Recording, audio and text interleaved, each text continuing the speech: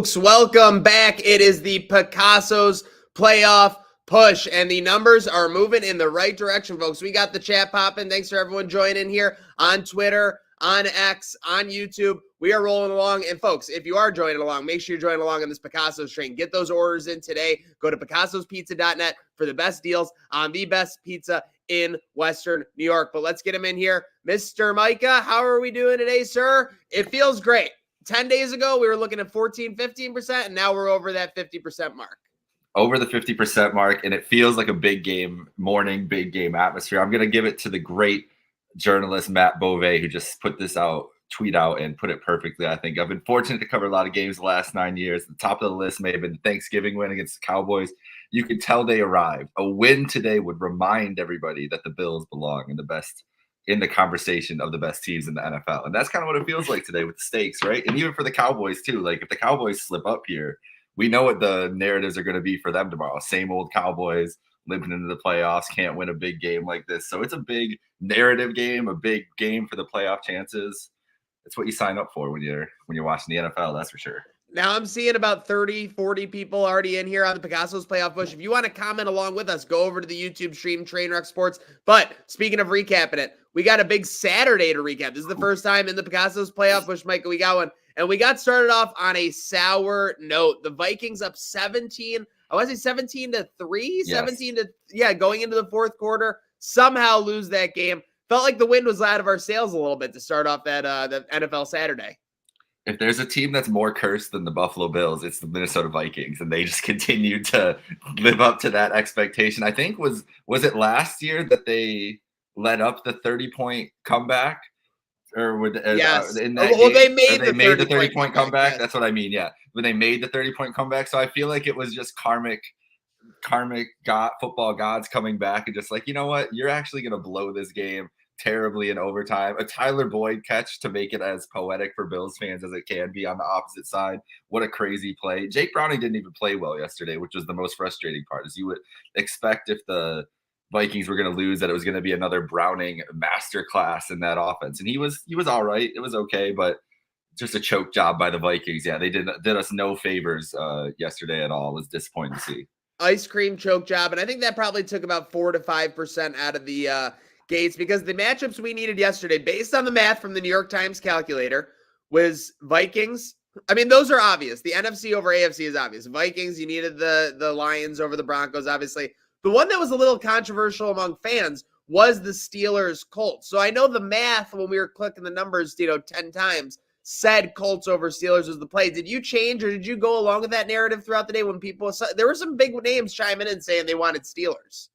Yeah, that's what I was in the video yesterday. I was like, I don't know. Like, I've heard Steelers today, heard Colts today. I went with the Colts. I was happy with that outcome. You wanted an angry, hungry Steelers team. There was a Tomlin quote earlier. I'm going to get it up quick. But you want a Steelers team that I feel like is their back against the wall, playing spoiler this year, going down the stretch. They play the Bengals next week. Like they're going to want to, at the very least, know how big of a game that is. It was something about, okay, I like it best when the noise gets loud. Greatness can only be cultivated when the conditions are less than ideal. That's Mike Tomlin. That sounds like a war hero coming. I think that's very fair. A similar quote from Ned Stark in Game of Thrones. How can a man be brave when he's afraid? That's the only time a man can be brave. So I get it. I like it. I like it from Tomlin. And let's face it, the Bills are going to need the Steelers next weekend now against the Bengals for sure. Yeah. After the Bengals got the win. Yeah. And they have the Browns. I think they have the Browns week 18 too. So yeah, we need that AFC North to cannibalize for sure. And then obviously the Lions take care of business in a big way. The Broncos look like they're kind of fading, no? Yeah, that game looks pretty sad. They didn't look like they belonged on the field after a certain point with the Lions. And credit to the Lions too. That was a get right win, a get back win. A team that had been, hearing the noise the last couple weeks. Oh, are they slipping? They had the hot start at the end of last year. They kind of stumbled down the stretch this year. Yeah, they asserted themselves, but that was the big thing I wanted to see, is get the Broncos out of here. At least one of those head-to-head teams is below, and the Bills can control their destiny ahead of them. Yeah, so Bills get 2 out of 3 matches, but unfortunately, the way the odds work, since we lost an NFC-AFC matchup, it's kind of was a push. Bills went into the day with 51, 52% odds. That's where they enter today. But obviously a number of games outside of the Bills-Cowboys that could affect those numbers. But let's start obviously with the most important matchup. The Bills needs to take care of the Cowboys. This is, Micah, when we went into this 5-game stretch, this is the one game that it does say, the numbers do say, I guess, they could afford to lose. Mm-hmm. But with that said, now with how open the division is, I think that kind of went away. Yeah, I couldn't agree more. Monday was a gift from the football gods from Will Levis, I guess, really, too. A miraculous comeback under 3 minutes. I think the stat was 0 for 767 in those positions, down 14 with under 3 minutes to go. Will Levis pulled it out against the Dolphins. And then you look at a game like today, I don't know if you can trust Zach Wilson to pull off the same performance as Will Levis. But Connor Williams, the Dolphins center, is out. And I saw from Ghost of Adam Gase, if you're looking for a good Dolphins follow who's got a good roast to honesty ratio, I feel like Ghost of Adam Gase reaches that. He mentioned that he thinks that Connor Williams is a bigger loss than Tyreek Hill would have been this year. That's how important he's been to the stability of that offensive line. And if you get pressure on the interior against Tua is when he really struggles. And that's what teams try to do to affect him. And so could be a big day for those D tackles of the Jets, which we know is one of their strengths. And that's what I'm interested to see kind of how that matchup is. And if they're hanging around with the Dolphins in this game, I definitely could see the Jets pulling something out late because of their defense. We got the Kyron Williams loss. Yeah, and obviously the Dolphins O-line shambles, I think it's safe to say. So I'm very excited to see what happens there. I think I got some early morning gas. Hopefully the Bills are saving that gas for the Cowboys. But literally, hopefully the Jets can wreak some havoc early. And obviously, like you said, build off that confidence. Again, are we going to get a great performance from Zach Wilson? No, but I think people forget last week it was 0-0 and the Jets turned on the literal Jets in the second half. Let's see if they can build off that second half performance. I got some comments in here. Let's see what we got. Anything good? No, we just got people joining. Make sure you're commenting. Obviously, I think there's an issue with Twitter X comments. So if you want to go comment, go over to YouTube for Trainwreck Sports. But let's get into it. Bread, sauce, and cheese. It's what you need on your pizza, and it is what the Bills will need today. I'll kick it off. As always, my bread, strong start. Let's get off to a strong start home. Let's have Dak playing from behind. Let's have Dak in obvious throwing situations. Dak is whack. He obviously has a lot of success throwing over the middle. I think McDermott knows what he's going to try to do. Can they take that away? I know the Bills have fallen to throws over the middle in recent weeks. I think Mina Kimes was going over, how they're like 25th or worst basically in passes over the middle. But it's different when that's what you're going to focus on. So I'm interested to see how they can focus on. They can take Dak out of that rhythm and make him uncomfortable. Strong start, make Dak uncomfortable, put him in situations he doesn't want to be in. And then Trick Nation, whoop that trick. I want to see a trick play today. Just like 2019 when it played a big role on the Devin Singletary touchdown, I think today is a great prime position for a trick play. I think we could see a Stephon Diggs pass. Oh, I think Diggs got a nice spiral on there. I'm with that. We're due for some trickery in this game. It's good. I feel like everybody's going to pull out all the stops in this game, both Cowboys and Bills. Those are solid, though. I definitely want a strong start. All right, I've got for this one, man up and to start off my bread, sauce, and cheese here. And this is a stat from before last week's game against the Eagles from Next Gen Stats. Dak Prescott versus zone coverage week 1 through 4, 68% completion percentage, 0 touchdowns, 3 interceptions, total EPA minus 15.6. Weeks 8 through 13, so following that bye week, 75% completion percentage, 10-2 touchdown interception ratio, and total EPA of plus 47.9. So they made an emphasis after the bye week to get Dak more effective against that zone, maybe use the middle of the field and try to attack that area of the Bills zone in this game. So the Bills need to man up. We need some man defense. We need Russell Douglas. We need Christian Benford to be able to cover CeeDee Lamb and Michael Gallup one-on-one. And we need Terrell Bernard to be able to cover Jake Ferguson one-on-one in some of these scenarios. Bring pressure. I expect a lot of pressure and a lot more man than the Bills are used to running because Dak has been great. And what Dak is best at is sitting back there and processing. And like you said, they not throw the ball over the middle of the field. Dak does not want to put the ball into harm's way. He's a guy that's not going to make the risky throw. He's not going to throw the 50-50 ball outside the numbers. And when he tends to make those throws, he tends to make mistakes and tends to push the ball a little bit down the field when he shouldn't. Even over the middle of the field, deep posts and stuff. He doesn't have the greatest arm strength, and he tends to take bad chances when he doesn't have his open routes right away. So I'm with you there with Dak. Man up, protect the ball. That's for Josh Allen more than anything. That Deron Bland 6 interception returns for touchdowns on the year already.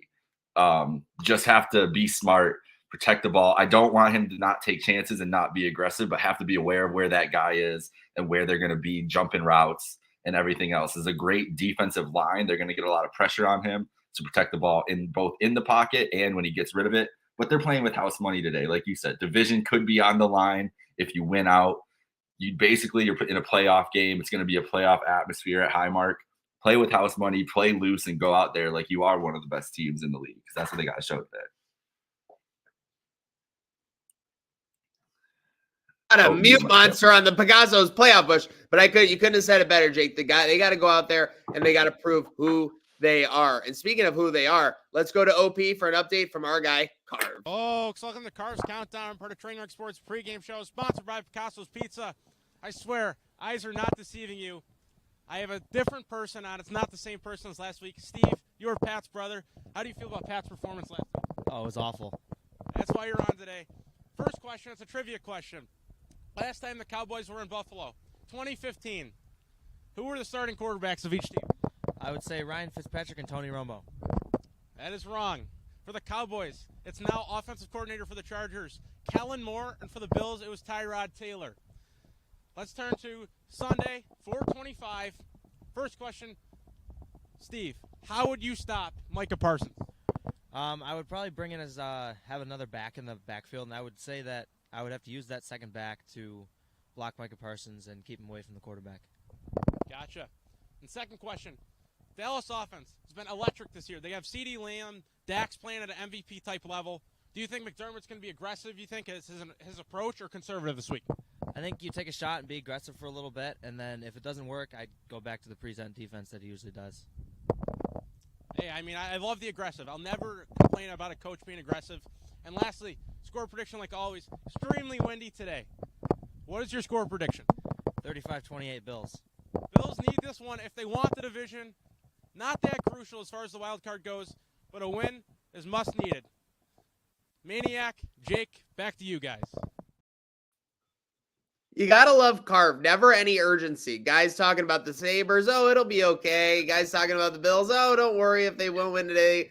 What is he talking? It is the Picasso's playoff push. Thank you, Carv and Co from Orchard Park there. And he mentioned it, Jake. Before we get into our wild cards and our parlays, before we wind this down here on the Picasso's playoff push real quick, the weather is going to be a factor today. Obviously, it's about 5 hours away right now, or 6 hours away from kickoff, but expected to be some rain, expected to be some wind. I feel like that gives the Bills an advantage, no doubt. I don't care how much the Cowboys were practicing in ice water this week.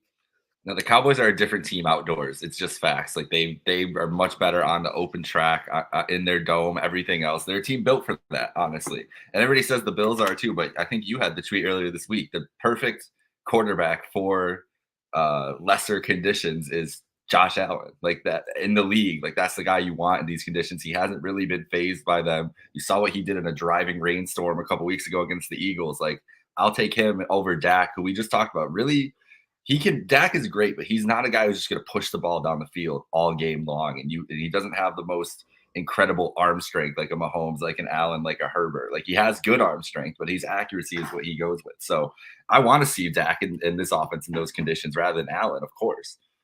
Seriously. And speaking of conditions, let's bring in condition. Who do you got for your wild card today for making an impact on this game?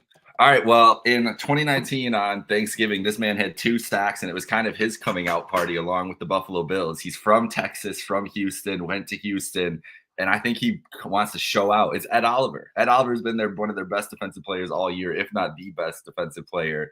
And if the Bills are going to have success today against Dak Prescott, they're going to get pressure. And I think from that interior, and I think Ed Oliver is the key to that. We said it with Epineza last week to get pressure and keep Mahomes in those rush lanes and keep him in the pocket. And they did a great job of that, even though Epineza got hurt later in the game. He did it effectively on the first couple drives, and that was their game plan, was to keep him in the pocket. I think today is to get the pressure right in Dak's face and speed up his clock, and I think Ed's the key to that. Seriously, I couldn't agree more. I think that front is going to be huge. Like I said, taking Dak off schedule, making him uncomfortable.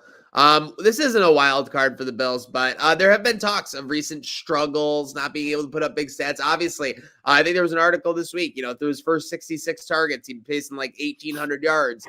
last 66 targets, it's closer to 900 yards. So with that said, I think this is a perfect get back on schedule game with Stephon Diggs. Now, with that said, before the season, Stephon Gilmore said in an interview that he views the number one receiver in the league as Stephon Diggs. So I don't know whether he saw the schedule and knew that that was probably the top, like one of the top, wide receivers he was facing or whatnot. But this time, Stephon Diggs have a big game. I don't know if he's going to throw a touchdown, even though I got a feeling, but I think he's going to catch one for sure. And I think he's going to be a leader playing against his brother's team, even though, again, his brother's not playing. I think it's an opportunity to show out and kind of put to bed any of the whispers that he was making. And speaking of whispers and speaking of making plays, we got same game parlays as we wind it down here on the Picasso's Playoff Push. Picasso's parlays.